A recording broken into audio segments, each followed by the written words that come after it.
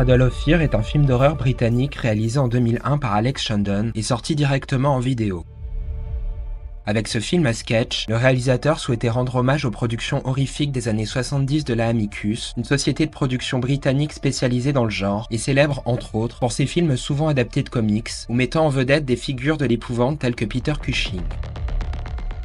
Pour incarner le fil conducteur de son anthologie sanglante, il fait appel à une figure emblématique de la scène black metal, Danny Fields, leader charismatique de Cradle of Filth, dont l'aura ténébreuse s'accorde parfaitement à l'univers du film. Avant Cradle of Fear, Alex Shandon et Cradle of Filth avaient déjà collaboré dans le cadre d'un documentaire promotionnel intitulé Pandaemon Eon. Le réalisateur avait également signé 2 clips marquants pour le groupe, From the Cradle to Enslave en 1999 et Her Ghost in the Fog l'année suivante, des vidéos au style visuel extrême et graphique, devenues cultes parmi les amateurs du genre.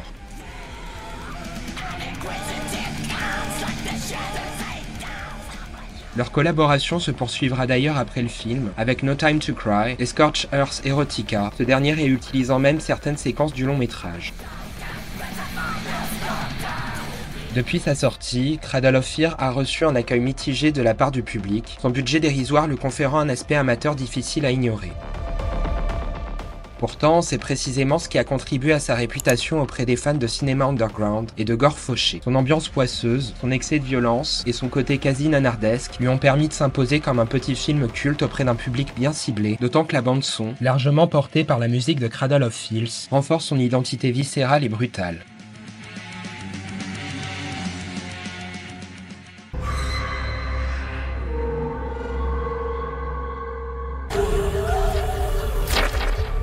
Dans un Londres sinistre et délabré, une série de meurtres d'une atrocité extrême secoue la ville. Les victimes, sauvagement mutilées, semblent avoir été choisies avec soin, chacune portant les stigmates d'un supplice méthodique et sadique.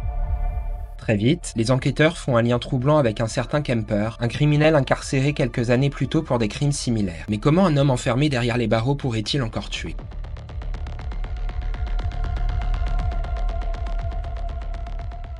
Tandis que l'ombre d'une présence maléfique plane sur la capitale, une course contre la montre s'engage pour percer le mystère et stopper l'escalade de violence. L'enquête policière, en apparence classique, s'enfonce peu à peu dans un cauchemar où le rationnel vacille et où les ténèbres semblent avoir trouvé un nouveau messager.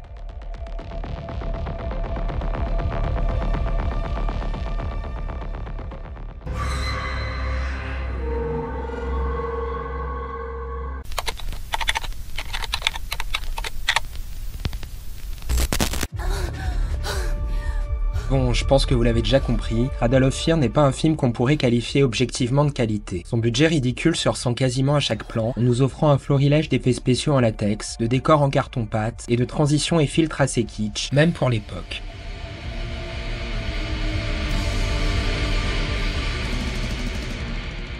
Le tout est accompagné d'effets sonores grossiers qui donnent à l'ensemble un aspect artificiel et grand guignolesque, mais qui contribuent incontestablement à son charme singulier.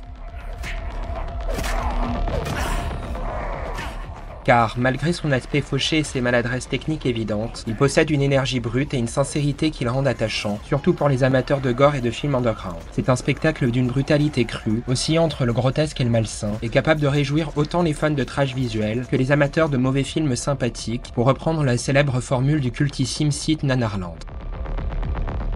Assez peu abordé dans le monde francophone, je l'ai pour ma part découvert adolescent, et il me laisse encore aujourd'hui de bons souvenirs nostalgiques de rigolades entre potes, devant un spectacle certes absurde, mais néanmoins empreint d'une générosité sincère que je ne peux que saluer.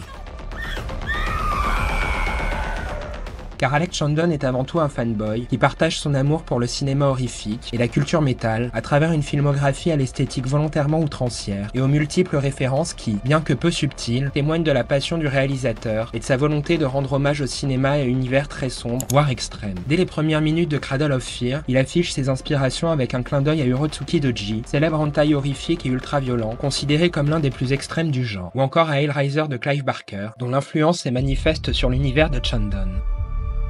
On croise aussi une affiche d'À bout de souffle de Jean-Luc Godard, ce qui est un choix assez inattendu, mais qui montre que le réalisateur a un spectre de références plus large que ce qu'on pourrait croire. D'autres références cinématographiques ou issues de la culture populaire viennent ainsi agrémenter le film.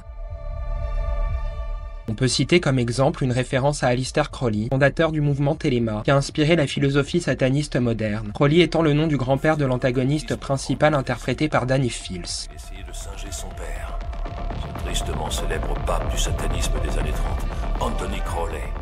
Mais là où son père a... On peut également remarquer un emploi répété du mot Helm, faisant directement référence au Elm Street de la saga Freddy, ou encore une référence très claire à Charles Manson. Il y est également mentionné des faits extrêmement glauques, évoquant des abus rituels qui impliquent la torture et le meurtre d'enfants perpétrés par des groupuscules sectaires. Les enfants, ils s'en servaient au cours de ces rituels barbares et dépravés. Un phénomène qui alimente encore aujourd'hui les théories dites complotistes, bien que des témoignages existent à l'échelle mondiale.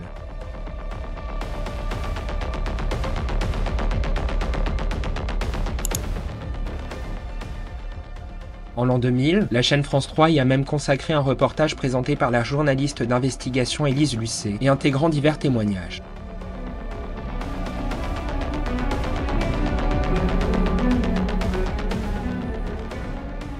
Le reportage complet est aujourd'hui disponible gratuitement sur le site Internet Archive pour ceux que ça intéresse.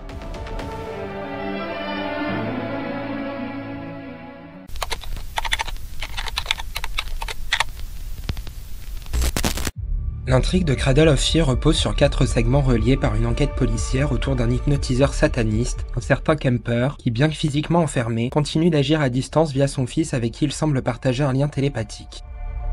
Chaque segment explore différentes thématiques horrifiques, telles que la possession, le film de zombies, le fétichisme glauque, ou encore les snuff movies. Le premier segment permet d'introduire l'antagoniste principal, en racontant sa rencontre avec une jeune femme dans une boîte gothique underground. Celle-ci se laisse immédiatement séduire par le charisme de l'homme, avec qui elle partage une nuit d'étreinte violente, marquée par des visions cauchemardesques, qui s'immiscent dans son esprit et qui lui laisseront des séquelles terrifiantes, rappelant la prosopométamorphopsie, un trouble visuel très rare qui provoque chez les personnes qui en sont atteintes des hallucinations transformant les visages en créatures démoniaques. Ce segment nous plonge directement dans un univers poisseux et donne lieu à une scène finale sanglante et grandiloquente qui est selon moi l'une des plus marquantes du film et qui, bien que visuellement imparfaite, ne peut laisser personne indifférent, provoquant soit l'hilarité chez les uns, soit un dégoût profond chez les autres. Vient ensuite le second segment qui suit 2 jeunes femmes dans leur cambriolage d'une vieille bâtisse victorienne décrépite et habitée par un vieillard. Débutant comme un home invasion pour finir dans une scène inspirée du film de zombies, ce sketch est très court et peu approfondi, mais il reste assez divertissant et accentue le côté nanardesque du film par certaines incohérences et un doublage français approximatif.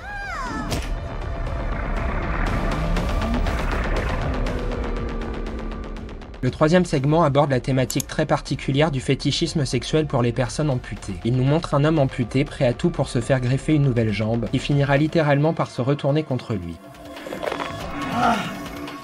C'est grotesque, mal joué, et ça nous plonge même dans une séquence qui ressemble à un roman photo cheap mis en mouvement. C'est pas trop mal.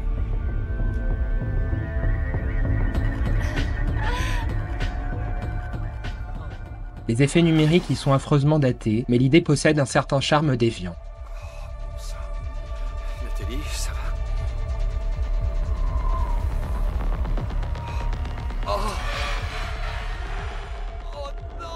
Le dernier segment est à la fois le plus long et probablement le plus intéressant du film, abordant une autre thématique qui relève encore à ce jour de mythes et légendes urbaines et qui alimente les fantasmes les plus obscurs de certaines personnes. Les snuff movies et les red rooms, ces salles de torture en direct supposées exister sur le dark web. C'est d'ailleurs l'occasion pour moi de vous conseiller l'excellente vidéo Iceberg que le youtubeur L'étrange voyage a consacré à ce sujet, à la fois terrifiant et fascinant.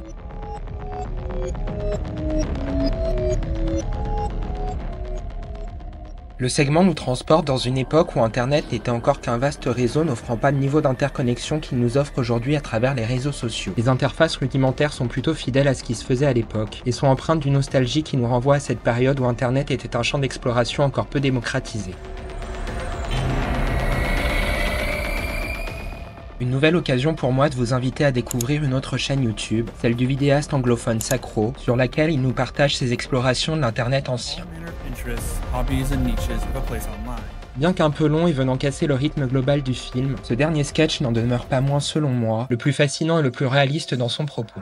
Écoutez, qu'est-ce que vous me voulez, hein? Allez, par pitié, laissez-moi me barrer d'ici, je me...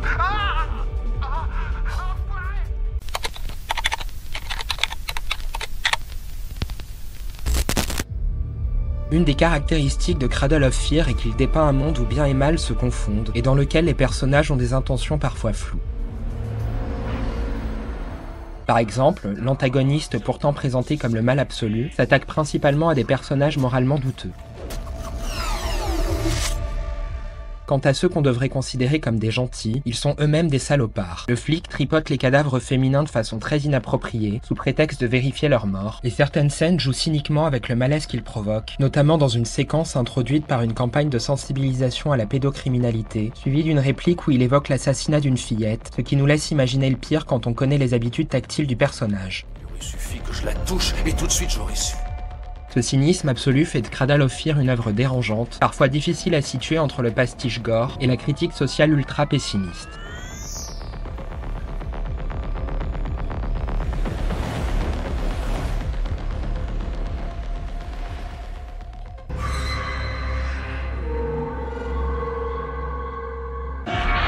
En définitive, Cradle of Fear n'est pas un film à mettre entre toutes les mains. Il est cheap, outrancier, très souvent maladroit ou incohérent, mais il transpire l'amour du genre et du macabre.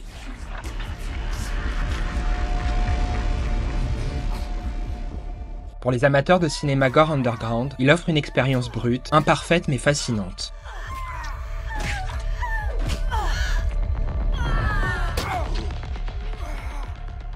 Pour les autres, c'est un nanar, voire un AV ultime, indigeste et sans intérêt, qui risque de provoquer plus de rires nerveux que de frissons.